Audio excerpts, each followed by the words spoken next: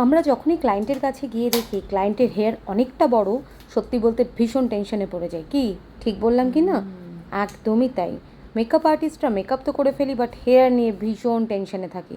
তো তোমাদের জন্য আজকে আমি লং হেয়ারকে কিভাবে একটা এরকম সুন্দর হেয়ারস্টাইল করে ফেলতে পারি যে কোনো রিসেপশন ব্রাইডকে, তো সেটারই টিউটোরিয়াল পুরোটা শেয়ার করব। একদম লাস্ট অব দি ভিডিওটা দেখো, আমি প্রচুর টিপস শেয়ার করেছি যেগুলো তোমাদের ভীষণ হেল্প করবে ফিউচার যে কোনো হেয়ারস্টাইলে।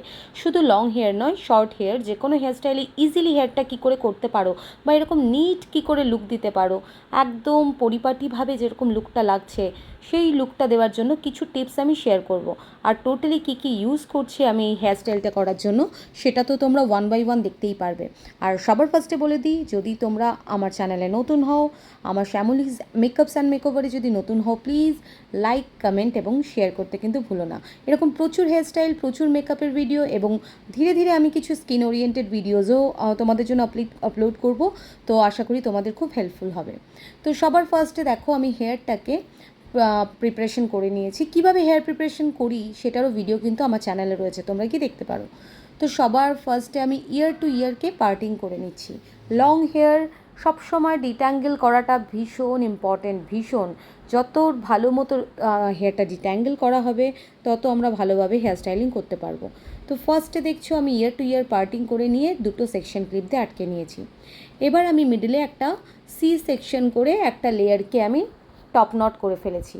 টপ নট করে এবার আমি লং হেয়ারটাকে কি করছি, একটা বেস করছি। পুরো লং হেয়ারের যে স্টাইলিংটা তোমরা দেখলে সেই স্টাইলিংটা করার আগে আমার চাই একটা বেস, হেয়ারের নিচের নিজস্ব একটা বেস। এবার হেয়ার যদি সিল্কি আছে বা নর্মাল আছে সেটাতে না খুব একটা হেভি বেস ক্রিয়েট করা খুব একটা ইজি নয়। তো তোমরা দেখলে আমি ইউজ করলাম একটা ওশিসের হেয়ার ফাইবার, রেড কালারের ওশিসের হেয়ার ফাইবার। হেয়ার ফাইবারটা কী করে, আমাদের হেয়ারটাকে ইনস্ট্যান্ট ড্রাইনেস দেয়, যাতে ব্যাক কম্বিংটা ভীষণ ভালো হয়। ব্যাক কম্বিংটা কিন্তু আমরা জেনারেলি করব ওপরে ব্রড এবং নিচের দিকে টেল হয়ে আসবে, মানে ওপরে ব্রড থাকবে, আস্তে আস্তে নিচের দিকে সরু। এই কনসেপ্টটা করলেই কিন্তু ব্রেড জেনারেলি কী হয়, ওপরে চওড়া, ধীরে ধীরে নিচে সেটা সরু হয়ে মিলে যায়। তো সেই কনসেপ্টেই কিন্তু আমাকে বেসটাকেও ক্রিয়েট করতে হবে। তো বেসটাকে খুব ভালো করে এরকম ব্যাককম, যদি আমরা হার্ড ব্যাককম করতে চাই, অনেক সময় নর্মাল হেয়ারে যাদের খুব রাফ হেয়ার তাদের ইজিলি হয়ে যাবে, বাট যাদের রাফ হেয়ার নয় তাদের কিন্তু প্রবলেম। এবার মাঝে মধ্যে আমি হেয়ারটাকে স্টিক করার জন্য আমি ইউজ করছি সোয়ার্সকফের নাম্বার 5 স্প্রে, সোয়ার্সকফের টাফট, সোয়ার্সকফের নাম্বার 5 টাফটের স্প্রে ইউজ করছি ফর হোল্ডিং। এবার আমি ফার্স্ট সেকশনিংয়ের পর ধীরে ধীরে সেকশনিং করে করেই কিন্তু আমি বেসটাকে ক্রিয়েট করব। তো এবার সেকেন্ড সেকশন করছি, সেকেন্ড সেকশনটাকেও, হ্যাঁ, এত লম্বা চুল ডেফিনেটলি সবার কারোর না কারোর হ্যান্ডেল করতে একটু অসুবিধা হবে, তো পাশে যদি কোনো হেল্পিং হ্যান্ড থাকে তো ভীষণ ভীষণ ভীষণ সুবিধা।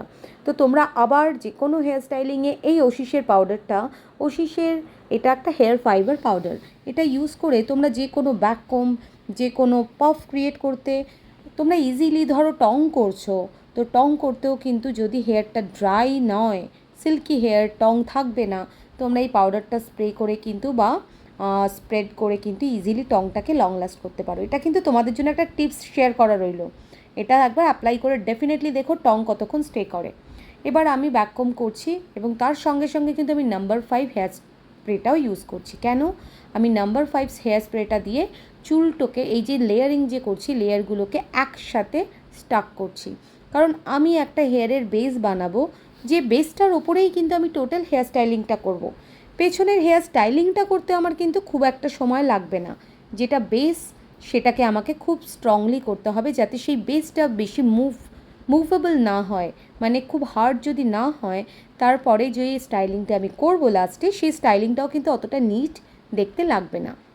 আর আমি স্প্রেগুলো করছি আর তুমি দেখছো ওপরে ব্রড আর নিচে কেমন টেল হয়ে চলে এসছে। তো আমি স্প্রে করে সাইডের যে ব্রেকেজ থাকে বা এক্সট্রা হেয়ারগুলো থাকে সেগুলোকে সব নিট করলাম। এবার এই লেয়ারগুলোকে টোটালি আমি টাক করে নিচ্ছি একটা বব পিনের সাহায্যে। ভালো করে খেয়াল করে দেখো, বব পিনগুলোকে কিন্তু আমি সেফটি পিনের মতো টাক করছি, সিঙ্গেল টাক করছি না। সেফটি পিন দিয়ে যেমন আমরা শাড়ি টাক করি, ঠিক এক্স্যাক্টলি সেই ওয়েতেই কিন্তু আমি হেয়ারটাকে জাস্ট সেলাইয়ের মতো করে ডান করছি। নিচের যে এক্সেস হেয়ারগুলোকে সেগুলোকে আমি একটু মুড়ে নিয়ে আমি একটা নিজের শেপ দেব, যে ওপরে ব্রড এবং নিচে কিন্তু এটা টেল হয়ে গেছে, যেটা আমি বারবার আগে বলছিলাম। তোমরা যদি বুঝতে না পারো ডেফিনেটলি তোমরা খেয়াল করে দেখবে যে সব সময় ব্রেড আমাদের ওপরে চওড়া এবং নিচে সরু হয়। তো আমি সেই স্টাইলেই কিন্তু টোটাল বেসটা বানিয়েছি। বেস বানানোর পর যে এক্সট্রা হেয়ারগুলো ছিল সেটাকে আমাকে খুব ভালো করে কোম করে নিতে হবে। একটা কথা মাথায় রাখবে, কোম্বিং ইজ ভেরি ইম্পর্টেন্ট।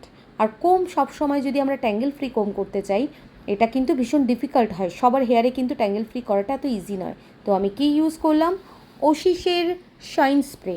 এটাও আর একটা টিপস, ওশিসের শাইন স্প্রে ইউজ করলেই হেয়ারটা ইজিলি ট্যাঙ্গেল ফ্রি করা যায়, আর হেয়ারটা ভীষণ স্মুথ একটা টেক্সচার হয়ে যায়, যাতে আমরা ইজিলি হেয়ারটাকে কোম করতে পারি।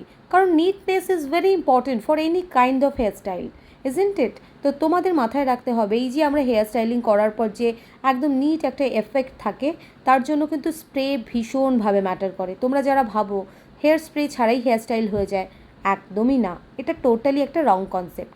তো দেখো আমি হেয়ারটাকে ঠিক যেখান থেকে আমি বেসটা স্টার্ট করেছিলাম সেই বেসের গোড়ায় গিয়েই জাস্ট ওপরের লেয়ারটাকে ববপিন দিয়ে টাক করলাম। খেয়াল করে দেখবে আমি পুরো হেয়ারটাকে কিন্তু টাক করিনি, জাস্ট মিড পোর্শনটা টাক করেছি এবং সাইডের পোর্শনগুলো কিন্তু আমি খোলা রেখে দিয়েছি। মিড পোর্শনটাকে কোথায় টাক করেছি, যেখান থেকে আমি বেসটা শুরু করেছি ঠিক সেখানে। এবার আসছি, আমি যে সি সেকশনে ওপরে নটটা ছেড়েছিলাম সেই সি সেকশনটা আমি কিসের করব, আমি করব পফ, হেয়ার পফ। তো আজকে একটা রাউন্ড পফ দেখাচ্ছি ইজিলি কিভাবে করবে। তো দেখতে পাচ্ছ তোমরা এই হেয়ার পফ যদি ব্যাক কম করতে গিয়ে প্রবলেম ফেস করো, তোমরা কিন্তু এক্ষেত্রেও ওশিসের ওই রেড কালারের পাউডারটা ইজিলি ইউজ করতে পারো। তাতে কিন্তু একটা হার্ড এফেক্ট আসে হেয়ারে, ইনস্ট্যান্ট পাফটা কী হয়, স্টিক হয়ে যায়।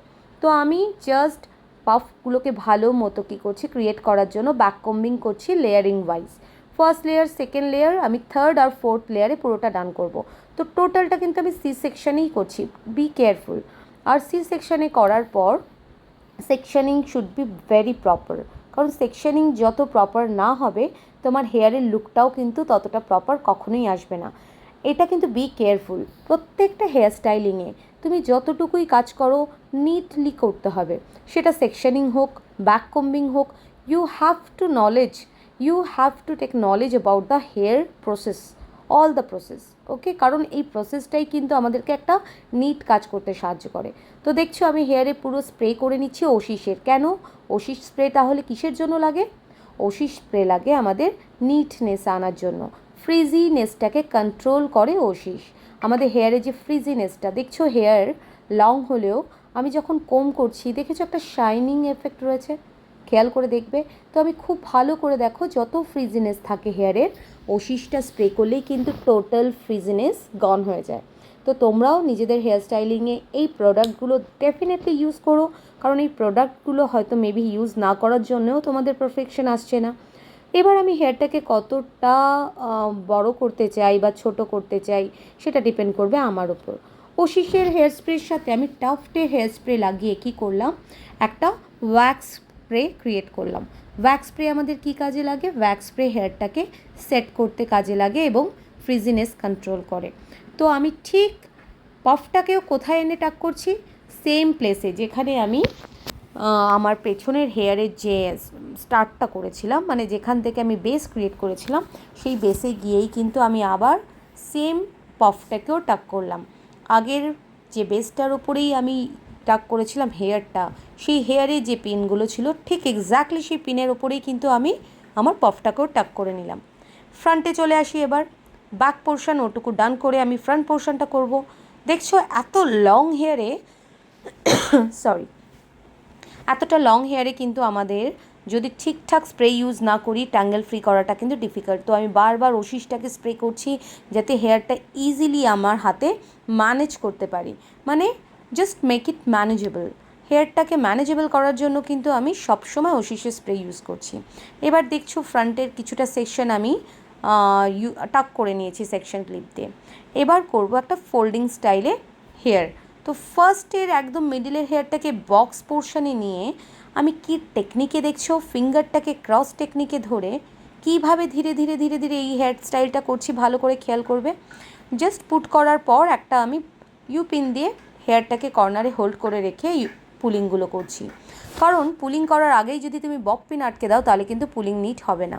পুলিং করার পর হেয়ারটা যখন আনইভেন হয়ে যায় তখন আবার আমাকে ইউপিনটা খুলে সেই পোর্শনটাকে কিন্তু নিট করে নেওয়াটা ইজ ভেরি ইম্পর্টেন্ট। দেখছো আমি ইউপিন খুলে আবার নিট করে নিয়ে প্লেস করছি। কেন? যদি আমি ওই জায়গাটা একেবারে বব পিন লাগিয়ে দিই তাহলে পুলিংয়ের সময় যে নিটনেসটা নষ্ট হয়ে গেছিলো, মেসি হয়ে গেছিলো, সেই মেসি লুকটা কিন্তু থেকেই যাবে। আমি চাই টোটালি নিট একটা লুক। এবার ফ্রন্টের যে সেকেন্ড লেয়ারের যে অপশানটা ছিল হেয়ারের, সেটাকে এবার আমি ফার্স্ট লেয়ারের সাথে মিলিয়ে দিচ্ছি। একেবারে কখনোই আমরা পুরো হেয়ারটাকে নিয়ে কিন্তু টুইস্ট করব না। এটা যেহেতু টুইস্টিং প্যাটার্ন কখনোই একটা পোর্শানে হয় না। তো আমরা একটা কি দুটো কি তিনটে পোর্শানে এটাকে টোটালি ডান করব। তো দেখছো ধীরে ধীরে আমি ইউপিন দিয়ে এগুলোকে কি করব, যে পুলিংগুলো করছি সেই পুলিংগুলোকে হোল্ড করে নেব। পুলিংগুলো হোল্ডিং ইজ ভেরি ইম্পর্টেন্ট, কারণ তোমার পুলিং ততটাই নিট ভিজিবল হবে যতটা তুমি ইউপিন দিয়ে সেটাকে হোল্ড করবে। এবার আমি চলে আসছি একদম ফ্রন্ট পোর্শনে, যেটুকু পোর্শন রেখেছিলাম। তো আমি কিভাবে দুটো ফিঙ্গারের সাহায্যে ধরেছি ভালো করে নোটিস করবে। জাস্ট দুটো ফিঙ্গারের মিডলে ফার্স্ট লেয়ারটাকে ধরে আমি ধীরে ধীরে হেয়ারের একটু হাইট দিয়ে আমি এবার ইউজ করলাম PS spray, P professional. Which one? P professional. Use করার পর নিট করে নিতে হবে। যে ফ্রিজিনেসগুলো থাকে, যে ছোট ছোট হেয়ারসগুলো থাকে, ব্রেকেজ হেয়ারগুলো থাকে, সেগুলো কিন্তু নিট করা ভীষণ ইম্পর্টেন্ট। তাহলেই আমরা একটা নিট লুক পাবো। তো ধীরে ধীরে পি স্প্রেটা দেওয়াতে কি হলো, চুলের হোল্ডিংটা খুব ভালো মতো আসলো। P spray is just for best holding. তোমরা যখন খুব বেশি হোল্ডিং চাইবে তখন পি স্প্রে ইউজ করবে, পি প্রফেশনাল। ফ্রন্টে হেয়ারটাকে আমি সেকশন ক্লিপ দিয়ে হোল্ড করে রেখেছি এবং সাইডে যে হেয়ারটা রেস্ট হেয়ার ছিল সেটাকেও কিন্তু একদম ওপরের যে টুইস্ট প্যাটার্নে হেয়ারটা করেছি তার সাথে ধীরে ধীরে মিলিয়ে দেব এবং ধীরে ধীরে পুলিং টেকনিকগুলোকে কিন্তু ইকুয়াল করে নেব, যাতে দেখে বোঝা না যায় যে আমি তিনটে লেয়ারে এটাকে ডান করেছি। বোঝা গেল? তো তারপর আমি এটাকে ডান করার পর চলে আসবো আবার ফ্রন্ট পোর্শনে। ফ্রন্ট পোর্শন মিন্স এই যে এস ওয়েভটা আমি ক্রিয়েট করব, সেই এস ওয়েভে তো ফার্স্টে আমার হোল্ড করা ছিল। এবার এস ওয়েভটাকে আমি ক্রিয়েট করব কিভাবে? জাস্ট ওশি স্প্রে করে নিয়ে হালকা টেনে স্প্রে করে নিলাম। এবার আমি লাস্ট ফিক্সিং করলাম পি প্লাস দিয়ে এবং সেটাকে পেছনে কিন্তু ভালো করে বব পিন দিয়ে টাক করে নিচ্ছি।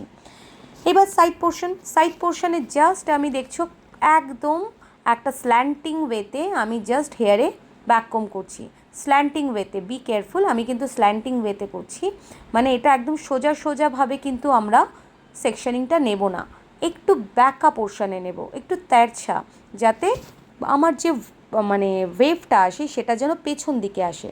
তো আমি আবার ওষি স্প্রে করে নিলাম ফর নিটনেস এবং কোম করে নিচ্ছি। Combing is very important, very important.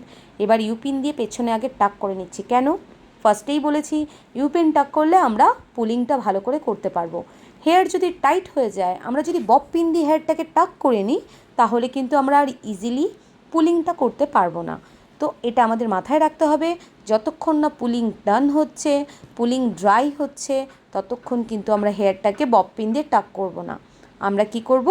R U pin দিয়ে কিন্তু আমাদের পুলিংটাকে হোল্ডিংও ভেরি ইম্পর্টেন্ট। এবার ওশিস দিয়ে আমি একটা শাইন এফেক্ট ক্রিয়েট করলাম এবং পি প্রফেশনাল দিয়ে আমি হেয়ারটাকে একদম সেট করে নিলাম ফ্রন্ট পোর্শন। এবং পেছনে পুরো হেয়ারটাকে দেখছো আমি কিভাবে বব পিন দিয়ে টাক করে নিয়েছি এবং যাতে সেই বব পিনগুলো কোনো মতে খুলে না যায় সেই হিসাবেও চেক করে নিলাম। পেছনের বেসটা আশা করি তোমরা দেখতে পাচ্ছ। এবার ফুল হেয়ার লেন্থটাকে আমি দুটো ভাগে ভাগ করে নিয়েছি। ভাগ করে নেওয়া ইজ নট ইম্পর্টেন্ট, তার থেকেও যেটা ইম্পর্টেন্ট সেটা হচ্ছে ট্যাঙ্গেল ফ্রি করে নেওয়া। হেয়ারটা যত বেশি তুমি ট্যাঙ্গেল ফ্রি করবে তত ভালো লুক আসবে। তো আমি দুটোকে ভালো করে ওশি স্প্রে করে ট্যাঙ্গেল ফ্রি করে নিয়েছি এবং একদম মিডলের থেকে একটা পোর্শন নিয়েছি, দুপাশের হেয়ারের থেকে একটু চুল নিয়ে মিডল পোর্শনকে আমি টুইস্ট করে জাস্ট হালকা করে পুলিং করছি এবং ইউপিন দিয়ে সেটাকে হোল্ড করছি। ভীষণ ইজি ওয়ে, দেখতে পাচ্ছ, জাস্ট টুইস্ট করে পুলিংগুলো করে ইউপিন দিয়ে সেট করেছি। ইউপিন দিয়ে সেট করার পর বব পিন দিয়ে টাক করেছি। এবার রাইট এবং লেফট সেম প্রসেসে একটু করে পোর্শন হেয়ার নেব, ওশি স্প্রে করার পর টুইস্ট করব এবং পুলিং করব। রাইট সাইডের হেয়ারটাও পুলিং করেছি, দেখতে পাচ্ছ ইকুয়ালি লেফট সাইডের হেয়ারটাও পুলিং করেছি। আবার রেস্ট হেয়ারটাকে আমি নেব, আবার ওশিস স্প্রে করব। ওশিস বারবার স্প্রে করার একটাই রিজন, যাতে আমার হেয়ারস্টাইলটা কোনোভাবেই আনইভেন না হয় এবং দেখতে যেন মেসি না লাগে। কারণ তুমি যত ব্রেকেজ হেয়ার, ছোট ছোট হেয়ার, দেখো এটা তো বেসিক প্রবলেম, আমাদের প্রত্যেকের হেয়ারই একদম নিট লুক দিতে পারে না, কারণ প্রত্যেকের হেয়ারেই কিছু ব্রেকেজ থাকে, কিছু প্রবলেম থাকে। তো সেম ওয়েতে আমি ক্রিস ক্রস মানে একবার রাইট সাইড একবার লেফট সাইডের হেয়ার টুইস্ট অ্যান্ড টার্ন করে নিয়ে ওপরের পোর্শনটা করেছি। নিচের পোর্শনটাকে জাস্ট দুটো রাবার ব্যান্ড দিয়ে, কারণ অনেকটা লং হেয়ার, যদি পুরোটাই টুইস্ট অ্যান্ড টার্ন করতে যাই অনেকটা টাইম টেকিং হয়ে যাচ্ছিলো সিরিয়াসলি। তো আমি জাস্ট নিচের লেয়ারটাকে দুটো রাবার ব্যান্ড দিয়ে টাক করে নিয়েছি দুটো পোর্শনে এবং একটু পুলিং করে হেয়ারটাকে ডান করেছি। আর নিচের যে লং পোর্শনটা, যেটা অনেকটাই লং দেখতেই পাচ্ছ, সেটাকে একটা কার্লার দিয়ে টং দিয়ে ডান করে ফেলেছি। মাঝখানে তোমরা যে কোনো দিয়ে, তোমরা একটা স্টোন দিয়ে বা কোনো রকম পার্ল দিয়ে ডেকোরেট করতে পারো। আমার কাছে যেটা ছিল একটা বাটারফ্লাই ডেকোরেশনের এলিমেন্ট, তো সেটা দিয়ে পুরো হেয়ারটা ডান করলাম। তো তোমরাই বলো আমার আজকের এই হেয়ারস্টাইলটা তোমাদের জন্য হেল্পফুল হলো কি না। আর একটা তোমাদের যে টিপসটা আমি দেবো বলেছিলাম, অলওয়েজ তোমরা পি স্প্রেটাকে কিন্তু চেষ্টা করো লাস্টে হোল্ডিংয়ের জন্য ইউজ করার। আদারওয়াইজ কিন্তু তোমরা একবার যদি পি দিয়ে ফিক্স করে ফেলো, কোনো রকম ভুল হলে কিন্তু সেটাকে আর ফিক্স করতে পারবে না। সো সবার ফার্স্টে ডান করে নাও, লাস্টে পি দিয়ে ফিক্স করো। আগে থেকে পি প্রফেশনাল হেয়ার স্প্রেটা একদমই ইউজ করবে না। যারা খুব প্রফেশনাল তাদের ডিফারেন্ট ব্যাপার, বাট তোমরা যারা বিগিনার তারা একদম লাস্টে জাস্ট ফর হোল্ডিং ইউজ করো। আর ওশিসেরটা কিন্তু যে কোনো সময় তোমরা অল টাইম ইউজ করে হেয়ারস্টাইলটা করবে, এটা আমার টিপস। ওশিস এবং কীভাবে তোমরা পি প্রফেশনাল ইউজ করবে। তো হেয়ার স্টাইলটা কেমন লাগলো, কাজের লাগলো কিনা অবশ্যই কমেন্টে জানিও। তোমাদের জন্য নতুন নতুন ভিডিও আরও নিয়ে আসবো। খুব ভালো থেকো তোমরা। Tata, see you in next video.